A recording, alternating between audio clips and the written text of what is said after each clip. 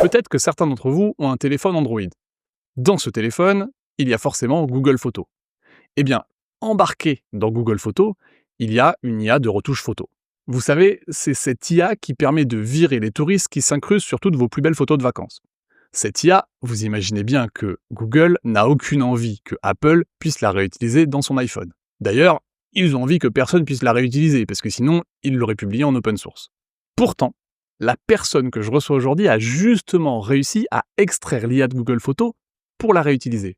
Alors, pourquoi elle a fait ça? Eh bien, c'est pour démontrer l'utilité de la techno qu'elle développe actuellement, qui est une sorte d'antivol à modèle d'intelligence artificielle.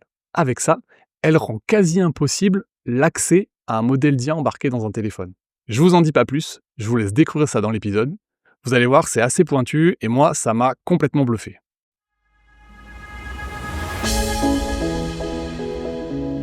La vie de tech, c'est simple. C'est eux et leur ordi. Tout est prévisible, sous contrôle.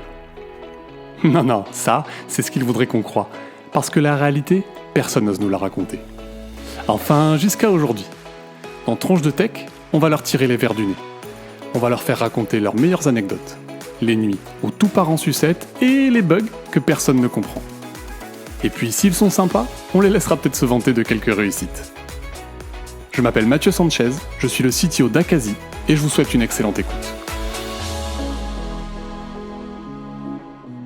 Salut Marie, comment ça va? Ça va, merci beaucoup pour l'invitation. Écoute, non, avec grand plaisir, je suis très content de t'avoir sur Tronche de Tech, d'autant que on va découvrir ça ensemble, mais tu es sur des sujets que je trouve très cool à l'intersection entre l'IA et la cybersécurité. Donc j'en dis pas plus, je te laisse si tu peux te présenter en 3 phrases. Donc, je m'appelle Marie Pindavoine, je suis docteure en cryptographie, j'ai 12 ans d'expérience dans la cybersécurité et aujourd'hui, j'ai fondé une entreprise qui s'appelle Skilled et on va parler en détail, effectivement, des défis cybersécurité qui sont posés par l'adoption croissante de l'intelligence artificielle dans nos vies. Sujet très d'actualité, on va dire. Eh ben écoute, on va y aller doucement. On va commencer, si tu veux bien, par tu m'as un peu dit, mais comment toi t'es arrivé dans l'univers de la tech? Oui, donc moi, enfin, au tout début de ma vie, enfin, de ma vie étudiante, j'ai fait des études littéraires et j'ai découvert la cryptographie un peu par hasard, via un livre et j'ai dit: «Mais c'est exactement ça que je veux faire, je veux découvrir, plus, et la cryptographie, c'est pas tech, c'est tech et c'est maths surtout». Donc j'ai switché sur des études de maths pour étudier, la cryptographie. Donc c'est la cryptographie, c'est l'art de rendre un message illisible. On en utilise tous les jours sans le savoir. Je vois que la connexion ici est sécurisée. Si on paye chez Amazon, on veut pas que quelqu'un intercepte notre carte bleue. Enfin voilà, on en utilise vraiment tous les jours sans le savoir, rendre une communication illisible. Mais ça s'inscrit dans un contexte qui est beaucoup plus large, qui est le contexte de la cybersécurité, de rendre tout usage numérique sécurisé. Et donc c'est, après avoir fait ces études de cryptographie et dans mes premières expériences professionnelles que je suis rentrée, vraiment dans le monde de la cyber un peu plus au sens large. OK, parce que du coup, au début, tu faisais, vraiment la entre guillemets «la théorie», donc c'est ça, c'est très Oui, matheux, ta thèse, c'est vraiment des maths oui. et que dès que tu es rentré dans le monde professionnel, en fait, ce sujet-là, il est très, enfin, il est complètement intégré à la cybersécurité. C'est là que tu as découvert un petit peu. Ouais, c'est ça. En fait, dès qu'on sort un peu du monde théorique pour arriver, dans le monde de l'implémentation, hem, dans le monde théorique, on a des preuves mathématiques qui prouvent que, une fois qu'on a protégé notre message avec des systèmes cryptographiques, personne n'arrivera à le lire et quand on arrive dans le monde réel, par exemple, si on veut mettre notre algorithme sur une carte à puce, pour du paiement, par exemple, on s'aperçoit qu'il y a plein de considérations d'implémentation qui arrivent et c'est à ce moment-là où il faut rentrer vraiment dans la tech au sens, informatique du Ouais. terme, quoi. Bon, Implémentation. ouais, on l'abordera un peu parce que c'est marrant, Ouais. parce que c'est vrai que le côté théorique, c'est sûr quand c'est théorique, mais le monde physique te permet des choses, qui te sortent un peu de ton cadre théorique et qui font que des fois, des choses qui sont sécurisées d'un point de vue purement théorique, en fait, il y a des aspects physiques qui les rendent finalement, attaquable, en fait, c'est ça? Ouais, complètement. En fait, à partir du moment en fait, c'est ce qu'on appelle le modèle d'attaquant et le modèle d'attaquant dans le monde des maths, il est gentil parce que tout ce qu'il fait, c'est s'attaquer à notre algorithme Ouais. cryptographique avec des maths. Donc voilà. Mais dans le monde réel, s'il a une carte à puce et ben, il peut prendre, un laser et aller, par exemple, venir perturber les mémoires des cartes à puce. Donc changer un bit, d'un 0 à un 1 et du coup, on obtient, bah, des exécutions avec des résultats fautés auxquels on n'est pas censé avoir accès et Mmh. on peut reconstruire des relations entre le secret et ces exécutions fautées. Ouais. Dans le monde réel, notre attaquant sur la carte à puce, il peut aller mesurer la consommation électrique de la carte à puce. Si, si le calcul qu'on effectue qui dépend du secret, quand le secret est à 0, c'est juste une multiplication et quand le secret est Mmh. à 1, il faut mettre au carré, bah, la consommation électrique, elle va faire 0, 1, 0, 1, 0, 1 OK. et comme ça, on peut juste en regardant la consommation électrique, reconstituer le secret. Donc effectivement, dans le monde physique, l'attaquant a bien plus de possibilités que dans le monde mathématique. Et là, j'avais une question qui me venait parce que du coup, ce que tu décris là ne remet pas en cause la sécurité de l'algorithme, c'est qu'il y a une attaque haute dans le monde physique. Est-ce que la solution à ça, c'est changer l'implémentation ou est-ce qu'il y a des solutions aussi théoriques qui changent l'algorithme en fait qui permettent Ouais, de s'affranchir? en fait, c'est les 2. Il y a à la fois, des techniques d'implémentation où on va s'assurer, que l'implémentation se fait vraiment en temps constant. Donc que quel que soit, le secret qu'on manipule, l'implémentation prendra toujours le même temps, consommera toujours la même consommation. Donc voilà, donc là, c'est vraiment, de la consommation, mathématique, enfin de Ouais, la pardon, excuse-moi, je suis en train ouais. d'essayer de désactiver les notifs pour, T'inquiète, les bruits, entre guillemets «non humains», normalement ça s'enlève de toute façon. C'est juste pour toi, pour pas que ça te perturbe, mais il y a pas Ouais, de souci. ben attends parce que ouais, je sais pas j'essaie de tout killer et j'y arrive pas. Bref, on reprend. Ouais. On disait, du coup, oui, Les protections. ouais. Donc en fait, il y a 2 manières de se protéger. Il y a des choses qui vont être, purement entre guillemets de l'ordre de l'implémentation, voire même de l'ordre du physique, hein, de la manière de concevoir la puce pour avoir, heu, du ce qu'on appelle tamper resistant hardware, donc du matériel qui va être résistant à plusieurs, tentatives de manipulation.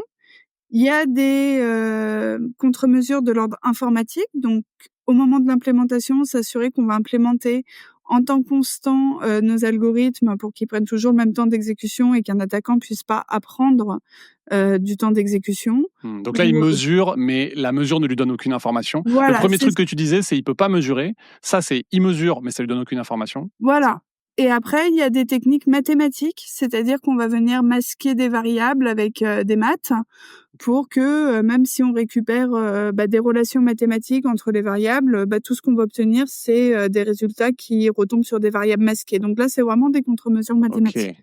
Là, c'est compliqué. En fait, c'est de la théorie de l'information, c'est ça? C'est des choses où tu dis même si tu as ces informations, ça te donne aucune information sur ce Ouais, secret, ça? enfin, en fait, là, c'est tout le jeu de la preuve, enfin, après ça, c'est des choses qu'on peut modéliser en preuve mathématique, en preuve cryptographique. On va dire qu'on effectivement, il y a un peu de, théorie de l'information, de dire qu'on n'obtient pas d'informations qui soient, même si on obtient de l'information, elle est indistinguable d'un aléa. En fait, c'est ça le but. C'est que si l'information qu'on obtient, elle est indistinguable d'un aléa, bah, j'ai pas obtenu d'information. Mmh, effectivement, OK. OK, très cool et donc ma question d'après, c'est comment tu transitionnes, concrètement vers la cyber, toi, à partir de cette thèse en maths? Oui, donc bah, c'est en fait, c'est au gré de mes expériences professionnelles, hein. J'ai à la fois travaillé, comme chercheuse, en cryptographie, donc là où vraiment je me suis attaquée aux aspects vraiment, bah, mathématiques, du problème, bah, de la protection de l'information et après j'ai, eu une expérience, chez Renault, où, j'étais, responsable, enfin j'étais, architecte cybersécurité, donc responsable, des recommandations cybersécurité et c'est là où bah, j'ai fait un peu un pas de côté et j'ai élargi mon horizon. En plus de la cryptographie, essayer d'avoir une vision beaucoup plus large, des surfaces d'attaque possibles, pour pouvoir, bah, contrer, cette menace ou en tout cas, faire les recommandations, les plus adaptées possibles pour pouvoir, contrer la menace, oui. Mais alors là, j'ai une question qui me vient parce que du coup, ça fait hyper, rapide comme transition. Tu dans la crypto, tu es spécialiste, des algos crypto et tout d'un coup, direct, tu es responsable plus large sur les recos cybersécurité. Est-ce que c'était parce qu'il y avait une dimension très crypto ou est-ce que, déjà tu avais assez de bagages pour gérer ce genre de problématique? Bah, déjà, quand j'ai fait de la crypto, je m'étais intéressée à des enfin, on était dans une équipe qui faisait aussi de la cybersécurité, donc c'était déjà des sujets auxquels je m'intéressais. Après, moi, c'était ma volonté de sortir du laboratoire et d'aller prendre un poste plus opérationnel pour voir un peu, en vrai, entre guillemets, «à quoi ça ressemble». C'est assez mal formulé parce qu'en fait, dans les laboratoires, on fait des choses très théoriques, mais qui ont également un impact très pratique. Ou en tout cas, les standards d'aujourd'hui, un jour, ça a été la théorie d'hier. Donc, c'est pas forcément une formulation très très à droite, hein. Mais, c'était ma volonté à ce moment-là d'aller, contribuer vraiment à la sécurité de systèmes, réellement déployés plutôt que de faire de la théorie. Donc, j'ai pris ce poste et on n'est jamais tout seul, en fait, donc j'ai appris auprès de l'équipe, voilà, c'est pas OK.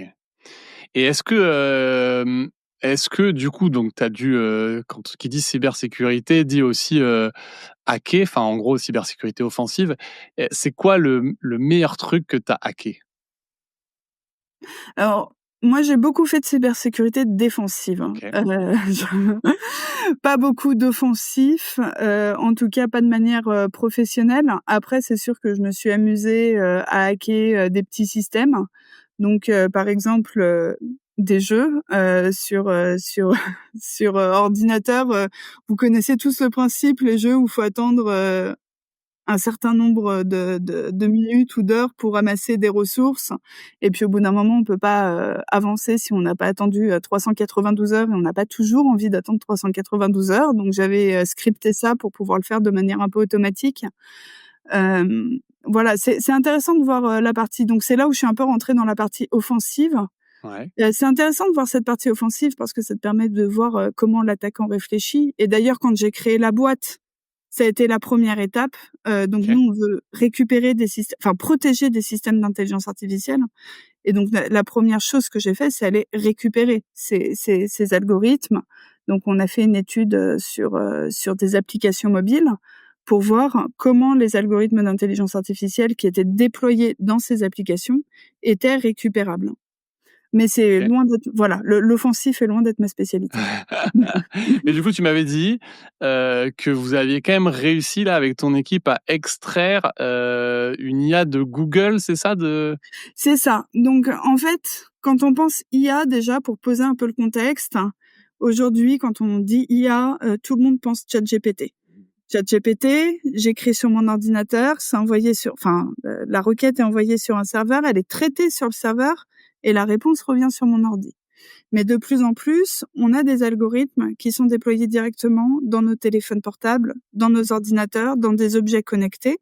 Et c'est effectivement le cas de Google Photos. Si vous avez déjà utilisé Magic Eraser dans Google Photos, quelque chose qui vous permet de supprimer les touristes sur vos photos avant de les poster sur Instagram, c'est de ça l'intelligence artificielle. l'anti-photo bombing, c'est C'est ça? ça, exactement.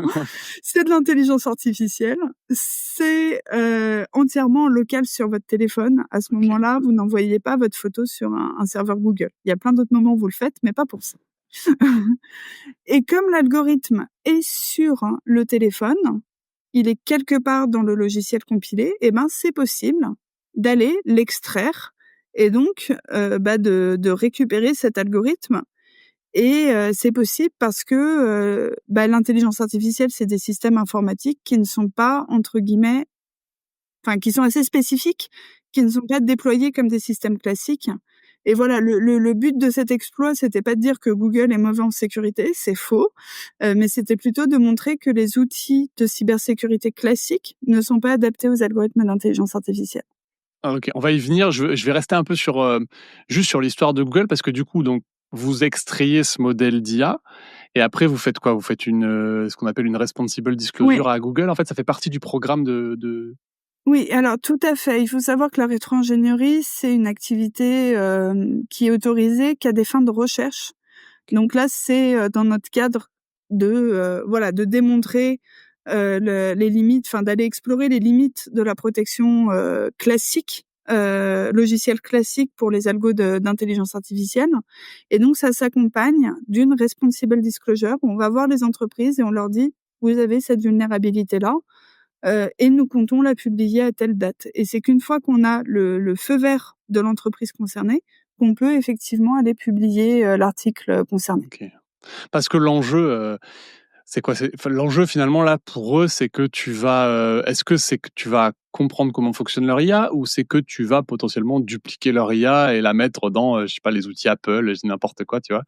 Bah, moi, bon, je vais pas créer une Oui. application concurrente à Google Non mais Photos. un Je veux attaquant dire, mal mais intentionné. un attaquant, alors tout à fait, c'est de l'espionnage industriel en fait, hein. C'est de l'espionnage industriel. Donc, dans le cas de Google Photos, c'est vraiment un cas d'espionnage industriel, un cas d'école, j'ai envie de dire. On a une application qui est leader sur le marché, on peut avoir envie d'aller comprendre comment elle fonctionne. Il y a des cas où les attaques peuvent aller même au-delà, et c'est pour ça moi, c'était vraiment la conviction derrière la création de Skilled, c'est qu'aujourd'hui, on va utiliser de l'IA dans des secteurs qui sont de plus en plus critiques. Le véhicule autonome, on a de plus en plus de véhicules qui ont de la reconnaissance de panneaux. L'étape d'après, ça va être d'adapter son allure vis-à-vis du panneau qu'on lit. La santé avec du diagnostic, dans la cybersécurité même, hein, il y a des gens qui utilisent l'IA pour décider si un logiciel est légitime ou si un logiciel est du ransomware. Et tous ces algorithmes, on peut les tromper, c'est-à-dire qu'on peut aller mettre un petit patch sur un panneau et du coup la voiture, au lieu de voir un panneau 130 km/h, elle va voir un panneau stop. Aujourd'hui, vous êtes responsable du freinage. Demain, ça peut poser voilà, des problèmes, hein. Après dans ce sens-là, ça va, si elle voit le stop à la place du centre, ouais, tu me diras c'est Bah un peu non, relou de freiner au non, milieu de l'autoroute. Non, tu as raison. non, vous freinez au milieu de l'autoroute, c'est pas conseillé, hein. Je Dis pense donc que je préfère toujours qu'elle accélère en ville que ah freiner au ouais, milieu de l'autoroute. Voilà. 130 au stop, je sais pas. Ouais, bon, en tout cas, effectivement, les 2, c'est pas ouf. Les deux, c'est pas ouf. On peut rajouter quelques codes dans un ransomware pour que le logiciel d'IA décide que c'est du C'est logiciel légitime. légitime. Ouais, OK. Donc on peut tromper les algos on peut tromper les IA. On peut tromper les IA, exactement. Et ça, c'est beaucoup plus facile à faire quand on a accès à l'IA. On peut le faire sans avoir accès aux paramètres internes de l'IA, mais on va le faire à l'aveugle. Si on a accès aux paramètres de l'IA, ça devient beaucoup plus facile à faire et ça devient aussi facile à faire avec une certaine précision qui est assez inégalée par rapport que quand on n'y a pas accès. Donc, protéger les algorithmes contre le vol, c'est aussi les protéger contre ce type d'attaque qui est plus avancé. Juste pour préciser peut-être, donc les paramètres de l'IA, c'est donc tu as ton modèle d'IA qui est un modèle, on va dire un réseau de neurones générique et dedans il y a des paramètres qui sont ce qui font que le réseau se comporte de telle ou telle manière, c'est ça? Exactement. Et toi Donc en fait, aujourd'hui, tu l'as quand tu disais ne pas avoir les paramètres, c'est en fait tu peux lui donner des entrées, tu as les sorties, ça c'est le premier niveau et toi tu as le niveau d'après où tu dis là j'ai accès à l'intérieur de ce qui se passe dans la boîte, donc les paramètres et je peux voilà. regarder, ouais. Exactement. Donc, une IA, c'est une architecture. Donc, c'est un ensemble d'opérations, des convolutions, de l'attention, des couches récurrentes. Une architecture qui a été entraînée sur des données d'entraînement. Et en fait, c'est cette architecture entraînée sur les données qui va donner le modèle avec ses paramètres. Et c'est ces paramètres qui, comme tu l'as dit, vont décider comment l'IA va se comporter, enfin, comment l'IA va décider à partir d'une entrée. Donc, si elle voit un panneau, si elle va décider quel panneau c'est, si elle voit un logiciel, comment elle va classer le logiciel, etc. OK. Donc ça, alors là, c'est ce qu'on appelle, si je me trompe pas, les adversarial attacks, c'est ça ou? Adversarial examples, exemple adversariaux. OK. Adversarial attacks, c'est un peu un mot parapluie, un mot chapeau pour désigner toutes les attaques possibles contre de l'IA. Donc, c'est un peu un mot fourre-tout. Et c'est Donc pas un forcément. adversarial example, c'est un exemple qui trompe l'IA de manière intentionnelle, en gros, c'est ça? Exactement. Un adversarial example, c'est une entrée, enfin une image, Mmh. un son, un texte qui a été créé dans le but d'aller tromper une intelligence artificielle. OK. Et donc toi, ce que tu peux faire, en fait, donc toi, est-ce que dans Skilled, votre boulot, c'est de trouver des examples ou c'est plutôt en amont? C'est-à-dire de dire, toi, tu dis, je sais que c'est beaucoup plus facile de trouver des adversarial examples si tu as accès à ces paramètres, donc je vais faire en sorte qu'on n'ait pas accès à ces paramètres. C'est plutôt Oui, ça, c'est ce qu'on fait aujourd'hui. On protège les IA contre l'extraction et donc ça les protège dans un premier niveau contre les adversarial examples. Et ensuite, on est en train de travailler aujourd'hui à des méthodologies d'évaluation des algorithmes pour évaluer leur robustesse face à ce type d'attaque. Donc ça, on le fait. On prend un algo, on évalue sa robustesse face à des exemples adversariaux. Et dans le futur, notre but, c'est vraiment d'aller créer un outil de filtrage de ces perturbations adversariales. Alors, ça veut dire, vas-y, explique-moi ce que ça veut dire filtrage ça veut dire que tu les. Ça veut dire les retirer. Ça Donc veut ça veut dire dire aller. que tu peux re-entraîner le modèle pour sortir ces. Non? Non, ça veut dire que, en fait, ça se fait au moment de l'input de donc c'est l'exemple adversarial. Ouais. Une attaque qui arrive au moment où on donne un input à un modèle pour qu'il s'exécute sur cette entrée. Ok. Donc, nous, ce qu'on va faire, c'est qu'on va détecter dans l'image, par exemple, d'entrée du modèle, qu'il y a une perturbation qui a été faite pour tromper l'algorithme. Ah, On va la d'accord. détecter et on va la retirer. Ok. Est-ce que, parce que tu vois ces exemples je pense à tous ces sujets où les droits d'auteur, en fait, où les gens rajoutent dans les images ou dans les textes des choses qui sont censées permettre que que ça a été généré par une IA. Est-ce Ouais. que c'est un petit peu le même sujet? Alors oui, en fait, là, on touche au sujet, donc ce qu'on appelle le watermarking, donc le tatouage. Alors en fait, il y a plein de sujets. Détecter qu'une image a été générée par une IA, ça peut se faire en rajoutant des choses dans l'algorithme qui vont se transférer à l'image générée par l'IA, et donc on va pouvoir détecter que c'est une image générée par une IA. On peut faire ce qu'on appelle de la détection passive. Tu me donnes une image et je vais voir si ça a été généré par une IA, mais sans connaître forcément quelque chose de l'algorithme. Ça, il y a d'autres startups qui sont actifs sur le sujet. Ok. Et dans les droits d'auteur, les exemples adversariaux ont un rôle à jouer, parce qu'aujourd'hui, on sait que les IA s'entraînent massivement sur des données auxquelles elles ne sont pas censées avoir accès.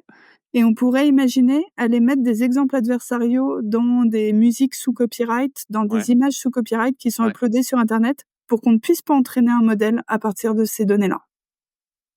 Alors, parce que moi, j'ai cru que tu allais me dire, ça nous permet de détecter qu'ils ont entraîné sur des trucs qu'ils n'avaient pas le droit. Là, tu me dis Ouais. carrément, ça les empêche d'entraîner sur ces données-là?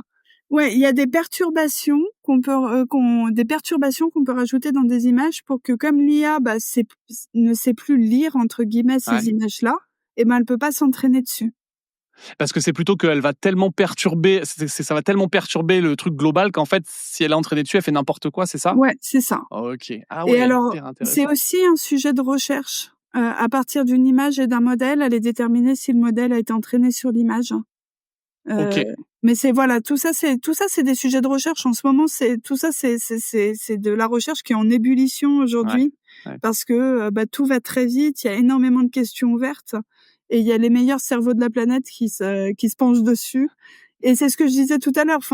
Aujourd'hui, c'est des solutions qui sont encore théoriques, mais assez vite, ça va être déployé dans des solutions pratiques, parce qu'au final, la recherche, c'est quand même le meilleur moteur de l'innovation en informatique, quoi. C'est clair. Et ça m'a évoqué un truc là, toutes les choses dont tu as parlé. Tu vois, je sais plus qui, je crois que c'est le CEO de Anthropic là, qui a fait un papier pour dire il faut absolument qu'on arrive à interpréter nos IA. Tu sais, le sujet de ces réseaux de neurones, on comprend pas trop, Mmh. on n'arrive pas trop à interpréter comment ils fonctionnent, qu'est-ce que veulent dire ces paramètres, tout ça. Et, et un enjeu que j'avais noté en cyber là-dessus, c'était en fait, on peut entraîner. En fait, aujourd'hui, si tu mets une IA dans ton entreprise, même si c'est une IA open source, tu ne sais pas vraiment ce qu'il y a dedans, puisque Oui. ces paramètres, on ne peut pas les interpréter. Et en fait, on pourrait imaginer que quelqu'un va mettre un cheval de Troie dans ton IA. C'est-à-dire qu'il va entraîner en disant, par exemple, si tu commences ta phrase par Toto, et ben en fait, tout d'un coup, je sais pas, je vais pouvoir déclencher des fonctionnalités qui n'étaient pas prévues. Ouais, C'est plus- mais c'est même beaucoup moins subtil. Aujourd'hui, on est en capacité de mettre des ransomware dans des IA open source, et donc Ok. le stagiaire le stagiaire, pauvre stagiaire, qui télécharge qui télécharge une intelligence sur Hugging Face, une intelligence artificielle sur Hugging Face, c'est un dernier truc à la mode, mais qui a pas été trop testé. Ouais. En fait, il vient de télécharger un ransomware. Et qui va être déclenché, alors c'est ça qui est pas Hop, parce que qui peut être déclenché, juste à la première inférence, en fait. mais ça ouais, voilà, qui peut être déclenché à la première inférence, effectivement, sans Ouais, que tu c'est le ça. vois, Ça peut ouais, OK. être, déclenché, quand le stagiaire, tapera un prompt très précis. Oui, Mais OK. pourquoi attendre Oui, que le effectivement. stagiaire tape un prompt très précis? On peut Oui. le déclencher à la première inférence. Oui, mais du coup, c'est pas hyper discret, tu vois ce que je veux dire? C'est-à-dire qu'une fois que quelqu'un sait que cette IA fait un ransomware, après, bon, on va le tirer. Ouais. Certes, mais en attendant, elle aura infecté, quelques grandes entreprises. Et ça Elle veut aura di enfin, ouais, mais ça mais veut dire c'est que ça pas et c'est invisible, c'est-à-dire on peut pas l'analyser au niveau du code, ça? en fait, bah, c'est très compliqué. C'est très compliqué. Alors il y a des premières, enfin il y a des vulnérabilités qui sont, identifiées au sein de certains formats, mais i c'est très facile de le faire, sans passer par ces vulnérabilités identifiées. Et effectivement, on peut le faire de manière, très, grossière, comme je viens de le décrire. On peut le faire aussi de manière beaucoup plus subtile. Il y a plein en fait, il y a tellement de zones d'ombre dans ces algos d'IA. En fait, on peut mettre du code compilé dans un algo d'IA, donc on peut aller mettre ce qu'on veut, finalement. Ouais, ouais. Oui, oui, c'est ça. Puis j'avais vu, il y a même des gens qui le font pour montrer qu'ils peuvent empoisonner des IA grand public. J'avais vu des attaques sur, ChatGPT et compagnie où les gens, faisaient des pages GitHub avec, tu sais, des trucs non lisibles et cetera et après Ouais, du coup, ils montraient que tout d'un coup, ils pouvaient faire à Chat contourner des sécurités oui. de ChatGPT et Bah, là, compagnie. ça va être de l'empoisonnement d'IA, mais enfin, c'est connexes, voilà. Enfin, comme je disais, il y a plein de la l'IA, c'est vaste. Il y a énormément d'attaques possibles, oui. Revenons du coup sur, ce que tu fais chez Skill, en fait. Qu'est-ce que vous faites? Tu l'as dit un peu au début, mais je veux bien qu'on revienne, clairement sur ce que vous proposez et puis après peut-être qu'on rentre, si tu peux me dire un petit peu comment vous faites et puis on avait cette question-là aussi de, bah, il y a d'autres logiciels qu'il faut protéger qui sont pas des IA et tu me disais: «C'est plus compliqué avec les IA» et je veux bien qu'on qu'on Ouais. qu'on aille dans ces détails-là. Alors, du coup, chez Skilled, on fait un antivol à algorithme d'intelligence artificielle. Donc, l'idée, c'est quand ces algos sont déployés dans des environnements non sûrs, donc ce que je disais tout à l'heure, ChatGPT est sur son serveur, le serveur de ChatGPT, c'est un environnement contrôlé. En revanche, il y a plein d'IA, Google Photos, vu qu'on en a parlé, Photoshop, les IA des voitures autonomes, des IA dans le système de la santé. Enfin, il y a énormément d'IA, notamment en traitement de l'image, qui sont déployées directement dans les appareils des utilisateurs. Et donc, elles sont vulnérables à la rétro-ingénierie, c'est-à-dire qu'il est possible d'aller extraire ces intelligences artificielles, de les copier, de les réutiliser et de les attaquer. Chez Skilled, on fait vraiment cet antivol à IA pour les protéger contre la rétro-ingénierie. Le constat, c'est que c'est des algorithmes qui coûtent extrêmement cher pour les personnes qui les développent, qui sont en général leur avantage compétitif parce Mmh. que nous, on s'adresse beaucoup à des entreprises innovantes, donc l'IA, c'est un peu leur avantage compétitif. C'est des algorithmes qui ne sont pas brevetables et donc Skilled, c'est vraiment un peu le brevet technique, quoi. Enfin, c'est ce qui va vraiment permettre de protéger la propriété intellectuelle, de nos clients et également de les aider à monétiser leur intelligence artificielle. Donc par exemple, on travaille avec une entreprise qui, déploie ses modèles d'intelligence artificielle sur des tablettes OK. et qui facture un certain montant par tablette où le modèle d'IA est déployé. Bah, si on peut copier-coller l'IA et l'installer sur 1 million de tablettes au lieu de l'installer sur 100 000 tablettes, ça leur pose un problème. Et nous, on va pouvoir leur permettre d'aller contrôler le déploiement de ces intelligences artificielles et de les compter, tout bêtement. Donc OK. voilà, de faire une licence sur ces modèles d'IA. Et donc ça, ce qui est marrant, c'est effectivement, c'est la question que j'avais, c'est des modèles qui existent déjà sur du Oui, logiciel classique, tu vois? Tout ça voilà, tout existe. à fait. Le Tu payes avec rétro-engineering, ton ouais. mobile.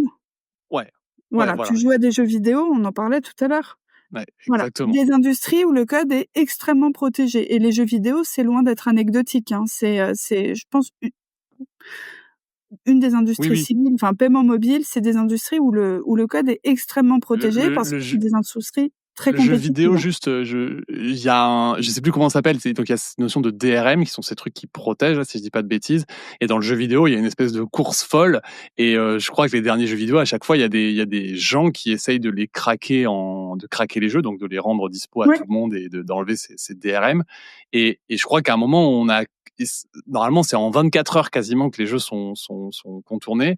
Et je sais plus comment s'appelle ce DRM qui est un peu le standard, où les gens mettaient maintenant 3 semaines et ils se disaient attends, mais à un moment on va plus y arriver. Et il y a toute une histoire avec quelqu'un qui serait parti plus ou moins d'un studio de jeu et qui du coup a toutes les informations et refait des cracks en un jour sur les derniers jeux. Enfin bref, tout ça pour dire que c'est une industrie Ouais, c'est qui une a... industrie en tout cas, voilà, c'est une industrie à la fois très compétitive et en plus où les gens ont très envie d'aller accéder aux nouveautés. Donc c'est une industrie extrêmement protégée.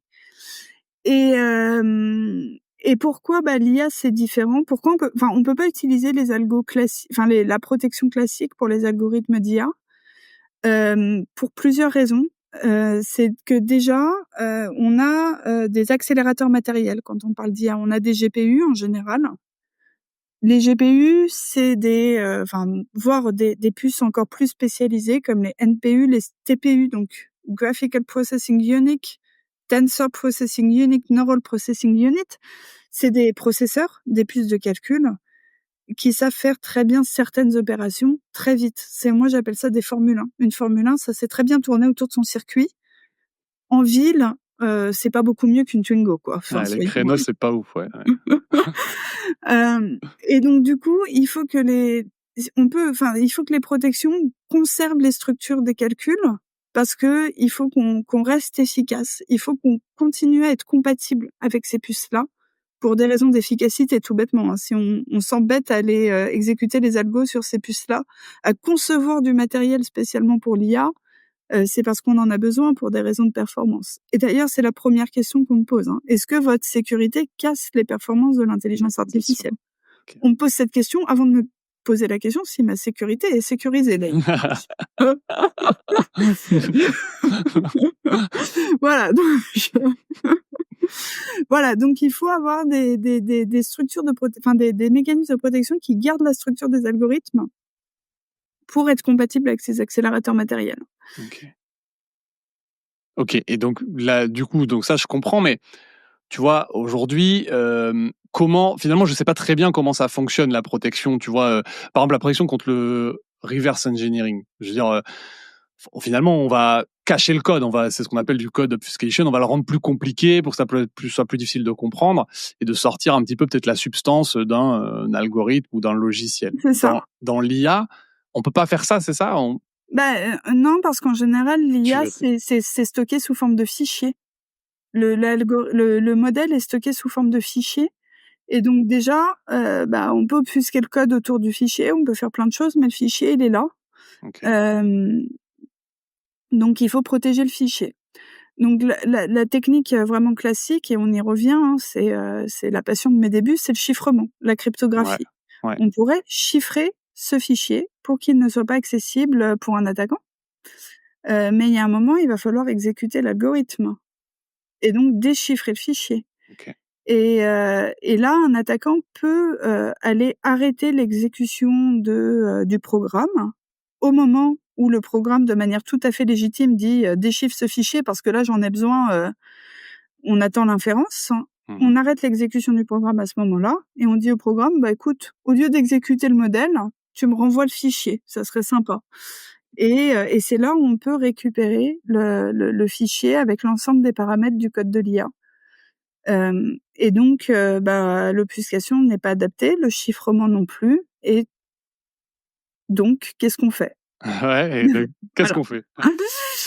Et donc, qu'est-ce qu'on fait, nous, chez Skilled? On applique des transformations mathématiques innovantes à l'algorithme d'intelligence artificielle pour que toute l'exécution se fasse avec les mêmes opérations. Donc, je disais, toutes les opérations qui composent une IA, une convolution, une attention, une couche d'attention, une couche récurrente, on aura les mêmes opérations, mais tout va se faire sur des poids indistinguables d'un aléa. Donc, même si un attaquant arrive à extraire ce fichier, il aura des points indistinguables d'un aléa, il n'aura pas d'informations sur la manière dont le modèle est construit. Donc en fait, ça veut dire que tu prends un modèle en entrée avec des poids, et ce que tu vas vraiment exécuter pour ton inférence, en fait, c'est autre chose qui donne des résultats équivalents, mais qui ne sont pas les vraies opérations, c'est ça? C'est les mêmes opérations, c'est des paramètres entièrement masqués, indistinguables d'un aléa. Et le OK. résultat que tu vas obtenir de manière très triviale, c'est Ouais. un aléa. Tu n'obtiendras pas le résultat de ton intelligence artificielle si tu n'appliques que cette partie-là de la protection. Et c'est ça qui protège. Nous, ce qu'on fournit à nos clients, ce qu'on fournit à l'utilisateur légitime du modèle, c'est une clé d'activation qui va lui permettre de retirer l'aléa au niveau du résultat final et donc d'obtenir le résultat légitime du modèle. Mmh. Et OK, donc, alors ouais, OK. du coup, on a réduit le problème de protéger un modèle au problème de protéger une clé. Et protéger une clé, c'est un problème qui est classique en cybersécurité.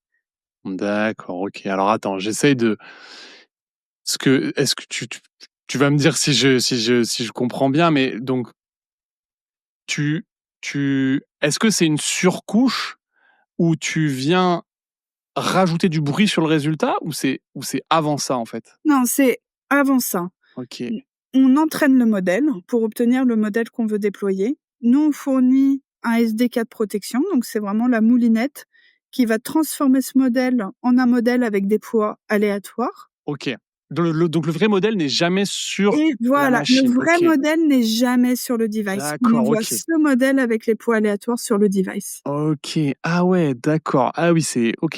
Ouais, ouais, c'est pointu. Donc en fait, c'est une espèce d'étape de compilation, en fait. C'est une espèce Mmh, d'étape de pré-compilation, enfin de compilation avant du modèle, on pourrait appeler ça comme ça, mais ouais, d'obfuscation spécifique au modèle d'IA, au réseau de neurones, j'imagine, en fait, c'est ça? c'est ça, au réseau de neurones. OK, et donc le modèle qu'il y a dessus, effectivement, ne te va te donner que des résultats, si tu l'interroges, qui sont en fait, garbage quoi, aléatoires complètement. Exactement. OK, et toi ah ouais, c'est malin. OK. Sauf si tu as la clé d'activation. OK, OK. Donc ça, ouais, c'est ce que tu dis, c'est comme une clé de licence, c'est ce genre de Mmh. choses en fait, OK, et qui est du coup de la crypto, enfin, du déchiffrage en fait, classique quoi? Bah, dans le sen par contre, on déchiffre pas les paramètres. On ne Jamais, ouais. jamais. On retire l'aléa au niveau du résultat final et c'est pour ça que je parle de clé d'activation et pas de clé Ouais. de déchiffrement. Oui, mais c'est ça qui est fou. Donc c'est tu une clé et ta clé, elle marche. Oui, donc en fait, j'imagine que cette espèce d'algo, d'aléa, de chiffrement, il est dans l'entraînement de ton truc à toi, en fait. C'est parce que toi, le truc qui transforme, l'IA, enfin les paramètres initiales en paramètres que tu vas mettre sur le device, c'est aussi une IA que tu entraînes spécifiquement ou c'est, Non, non, c'est des non, c'est un maths. soft, c'est des maths, c'est un Ouais, c'est soft, des maths. prédictif. OK.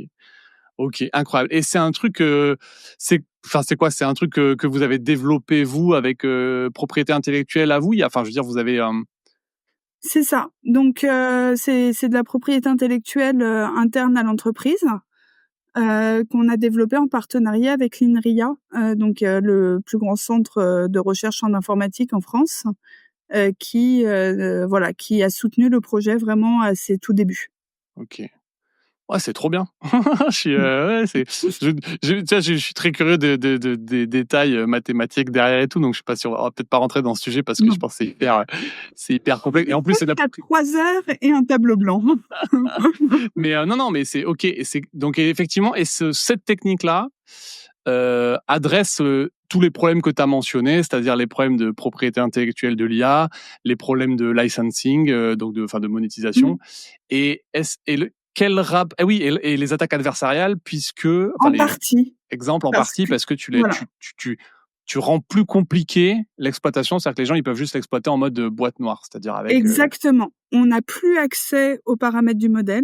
Pour les spécialistes, on n'a plus accès du coup aux gradients OK. et donc on ne peut plus construire ces exemples adversariaux, en boîte blanche. On est obligé de passer par d'autres techniques qui sont, moins fiables et moins Ouais. précises. Oui, et puis qui sont je veux dire, les techniques de boîte noire, elles sont on peut pas les enlever. C'est-à-dire, si tu enlèves la technique de boîte noire, c'est qu'on peut plus utiliser ton truc, toi, de C'est toute ça. façon, quoi. Donc du coup, c'est d'où l'objectif, suivant, c'est, d'aller retirer l'exemple adversarial à la source, d'aller, filtrer les perturbations adversariales sur l'input d'un modèle. Ça, je sais plus, tu m'as dit, c'est dans vos projets, c'est ça Ouais, ou... c'est dans les cartons, ouais. Ok, trop cool. Ah ouais, ça doit être passionnant. J'avais fait, j'avais fait un épisode du coup sur ce que tu décrivais avec quelqu'un qui avait créé des exemples adversariaux sur justement des IA de voitures autonomes où il faisait passer Ouais, un panneau 50 pour un panneau stop. Et ce qui était impressionnant, c'est que vraiment, c'est pour un humain, l'humain ne peut pas se tromper sur ça. Tu vois, pour lui, c'est évident ce que c'est. mmh, Et quand tu vois le truc, tu te dis pas, c'est quelqu'un qui l'a construit exprès. Tu te dis, bah, pourquoi il y a des petits pixels noirs, pourquoi il y a un petit tag là sur cet endroit. Et c'est vrai que ouais, c'est ça. c'est assez impressionnant. Ok, eh ben écoute, ça doit être... Et d'ailleurs, enfin, dans le cas des panneaux, on est obligé de passer par des petits tags, physiques parce Ouais, que, bah, il faut bien aller perturber la vision de la voiture. Mais dans certains cas numériques, ça peut même être des perturbations totalement invisibles. invisible, oui. Oui, oui, oui, je me rappelle, il expliquait ça aussi, c'est si tu mets du bruit uniforme en fait sur l'image dans le bon sens entre guillemets, ben tu viens à l'endroit du réseau de neurones, à l'endroit de la fonction du réseau de neurones où en fait ça coince quoi. C'est ça. Ouais. Ok, eh ben écoute, trop chouette. Vous recrutez ou pas? Bah, j'espère, bientôt. Non, oui, non, sérieusement, on va sûrement recruter, en cyber, en IA, d'ici la fin de l'année, donc ce sera ouvert sur notre page LinkedIn, les postes. Trop cool. Je mettrai l'adresse, je mettrai le site web Mmh. et tout dans la description. Je suis sûr que ça va intéresser plein de gens. Et ben écoute, trop cool pour ça. Je voulais basculer maintenant sur quelques questions. Si on va revenir un peu sur le hacking et tout, mais bon, des questions un peu plus générales. Euh, Il y en a une, c'est est-ce que tu peux me partager un apprentissage marquant de ta carrière? Oui, alors, bah, il y en a plein. Je vais essayer de me concentrer sur la partie non entrepreneuriale où là, j'ai des apprentissages à peu près tous les jours. Mais, sur la partie non entrepreneuriale, bon, tu parlais de recrutement, c'est que c'est un processus qui est bilatéral et je pense que, souvent on a envie en tant que candidat de faire, une très bonne impression, de rentrer dans l'entreprise, et cetera. Faut pas oublier, l'autre aspect, bien se renseigner sur l'entreprise, notamment si on vient d'une culture de l'innovation qui est forte, par exemple, aller s'assurer qu'on entre dans un endroit où il y a cette culture également. Ouais. T'as des expériences, t'as eu une expérience comme ça où ça c'est pas où tu Oui, t'es. Ouais. j'ai eu le malheur de mettre un pied, dans le monde, de la conformité en cybersécurité. Ah ok. Ok. Ça me correspondait pas du tout, mais j'aurais pu le détecter très vite avec des questions très simples, comment se passe le quotidien d'une personne chez vous, quoi. Enfin, c'était vraiment des trucs un peu bateaux, quoi. Ouais. Sauf qu'à ce moment-là, j'avais besoin d'un poste à Rennes, vite, donc j'avais oublié. Ouais, ouais, ouais. Non, c'est sûr. Ouais, parce que du coup, la conformité, c'est des fameux formulaires où il faut. Ah oui, c'est des listes de boîtes à de cases à cocher et surtout, il faut en faire le moins possible, enfin bon, j'exagère un peu, mais pas tant que ça. Faut en faire le moins possible pour cocher la case, quoi. Il y a pas de place à la créativité et aux solutions un peu intéressantes. Ouais, ok. Non, ok. Oui, oui, faut répondre. Bon, après, c'est vrai que Après ça satisfait certaines personnes qui sont très carrées, très structurées, qui, aiment suivre des Excel, enfin voilà, c'est des ouais, ouais, profils, quoi. ouais. Oui, puis l'enjeu, c'est finalement, c'est un formulaire à remplir, donc c'est vrai que oui, l'objectif, c'est de le remplir. Si tu le remplis avec le minimum d'effort, peut-être des fois, c'est la solution optimale, j'en sais rien. Mmh. Ok, ouais, donc non, mais c'est intéressant en tout cas ce que tu dis sur ce côté. Euh, c'est un process qui va dans les deux sens. Je pense que c'est important de le rappeler, c'est-à-dire que tu, trop souvent, on oublie un peu que, bah, en fait, tu, tu, tu, les gens viennent t'évaluer, mais toi aussi, tu es aussi là pour rencontrer l'équipe. Moi, je fais ça d'ailleurs dans les process de recrutement. Tu vois, je Mmh. fais un moment où tu passes une demi-heure, une heure avec tous les gens de l'équipe où il n'y a pas d'objectif hyper clair, mais c'est voilà, pouvoir poser toutes les questions que tu veux, te rendre Mmh. compte aussi quels sont les gens avec qui tu vas évoluer pour que tu te fasses une petite idée de l'environnement. Après, je pense que l'idéal, c'est quand tu fais une journée d'immersion, un truc comme ça. Après, c'est pas toujours. Voilà, non, mais après enfin voilà, on a tous un temps différent à dédier au recrutement, mais en tout cas, pas oublier que, ça va dans les 2 sens. Ouais, c'est clair. Est-ce que tu peux me dire ce que c'est ton livre préféré, qu'il soit tech ou pas tech? Alors, bah, déjà le Histoire des codes secrets, hein, qui m'a initiée à la cryptographie et qui a vraiment façonné ma carrière, telle qu'elle est aujourd'hui. Ok. D'un point de vue vraiment, technique, informatique, enfin moi ce que j'aime c'est la théorie, hein, donc il y a Introduction, à la cryptographie, Introduction à l'algorithmique de Cormen. qui est un gros pavé, sur, toutes les types, d'algorithmes, voilà, où, j'ai sûrement pas, en 10 ans, j'ai sûrement pas fait le tour, mais, qui pour moi enfin voilà, m'a beaucoup, beaucoup, façonné aussi ma manière d'aborder l'informatique. Et sur l'aspect entrepreneurial, Exit de Marie Houtier, qui OK. rapporte enfin voilà, c'est son parcours, de la Normandie, non, parce qu'elle commence à Londres, quand même sa carrière, jusqu'à, la création de son entreprise et la vente de son entreprise à Twitter, qui est, passionnant. Enfin ça se lit, Intéressant, ouais, parce que du coup, c'est vraiment, elle est fondatrice de la boîte, c'est ça? ouais. Et donc elle te raconte, j'imagine tous les aléas et tous les trucs que tu vois pas forcément. Si elle rentre dans ces détails-là, c'est vrai que c'est cool parce que C'est ça, elle raconte, ses levées de fonds, elle raconte, enfin vraiment tout, l'envers du décor de quand on monte une boîte. OK. Et en plus, vu, du point de vue d'un outsider dans le monde de la tech et dans le monde de l'entrepreneuriat tech, vu que c'est une femme et qu'elle a, une petite fille OK. et du coup, enfin, c'est vraiment passionnant Et et elle je pense que c'est passionnant même pour les personnes qui ne sont pas des outsiders, d'ailleurs. ouais, et il est en français ou il est en Oui, il est en il français. est en français, ouais, OK, Mmh. nice. OK, j'écoute, je connais pas, je rajoute dans ma liste. Introduction à l'algo, je connais, mais je l'ai pas. Mmh. Mais Exit, je connais pas. OK, et ben écoute, pour finir avec, les questions, c'était hyper intéressant, mais j'en ai une dernière pour toi. Est-ce que tu as une opinion tranchée sur un sujet? Oui, du coup, on parle beaucoup de la place des femmes, dans la tech et récemment, on m'a invitée à pléthore d'événements sur, comment encourager les femmes dans la tech et cetera Ouais. et ce qui m'a vraiment énervée sur, quasiment l'ensemble de ces événements, c'est que le public principal, c'était pour des femmes OK. et les invités étaient que des femmes et du coup, on se demande comment mettre plus de femmes dans la tech en ne parlant qu'aux femmes. Alors je pense qu'on est toutes persuadées qu'il faut plus de femmes dans la tech, mais je pense aussi que c'est un process qui va impliquer la majeure partie des personnes qui sont dans la tech. Voilà. Ouais, ouais, non, mais je comprends. Après du coup, je ne suis pas dans ces événements, tu imagines bien, mais Bah tu devrais. non, mais après tu vois, Mais je non, me mais rends c'est parce qu'ils sont pas, c'est pas ouais. enfin voilà, c'est parce qu'ils sont pas destinés en fait à Mmh ça. mh. C'est vraiment on va faire des événements pour les femmes, avec des femmes Ouais. et on va dire aux femmes qu'il faut plus de femmes dans la tech et ça moi c'est un truc qui commence à m'énerver profondément. Ouais, oui. Non, mais c'est peut-être la façon, tu vois, dont c'est fait, j'en sais rien, parce que je comprends qu'il y ait des événements, si tu as des événements pour t'expliquer comment, peut-être, naviguer plus facilement ou tu vois, te donner des Oui, tips, effectivement, là, ça fait du sens. Si c'est effectivement pour se dire, juste, il faut plus de femmes, et comment on fait, il faut je pense qu'il voilà, faut impliquer c'est la ça. balance. C'est après évidemment il faut trier le bon grain de livret, Mmh. ça c'est sûr. Mais oui, j'étais, voilà, enfin moi c'est quelque chose qui m'a beaucoup énervée ces derniers temps, c'est d'être invitée à parler de comment faire une tech plus inclusive avec des femmes, devant Ouais, des femmes. ouais, OK. Eh ben, écoute, cool, c'était très intéressant. Je suis toujours encore sur la technique là que vous avez qui est très, très cool. Bref, un jour je creuserai ces sujets-là. Je sais pas s'il y a des papiers de recherche, il y a des trucs là-dessus? Oui, oui, il y a quelques Ouais, papiers de recherche sur le sujet. OK. OK, bah, trop cool.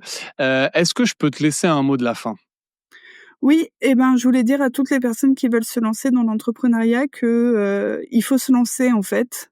C'est déjà c'est un parcours, hyper enrichissant, on apprend énormément de choses. Mais il y a pas de bon moment et il faut pas attendre le bon moment. Faut pas je sais pas, il y a un moment où on réfléchit au truc, Mmh. on fait des stratégies, on parle, on en parle et cetera, mais en fait, il y a qu'un seul truc qui fera avancer le truc, c'est d'y aller. Ouais, ouais, ouais. Ouais, Mmh. OK. Le conseil est bien enregistré. Et ben, écoute, très cool. Merci, pour tous ces partages, Marie, c'était hyper riche. Merci Bah, beaucoup Mathieu. avec grand plaisir et ben, je te dis à bientôt. À bientôt. Salut Marie. Dans le genre pointu dans son domaine, il faut que je vous parle de quelqu'un d'autre. Vous connaissez certainement PostgreSQL, cette base de données open source, ultra utilisée, qui compte environ 200 contributeurs actifs bénévoles. Parmi ces 200, il y a seulement 4 femmes, dont l'une est française. Je l'avais reçue il y a quelques temps dans un épisode que je vous conseille bien évidemment d'aller écouter.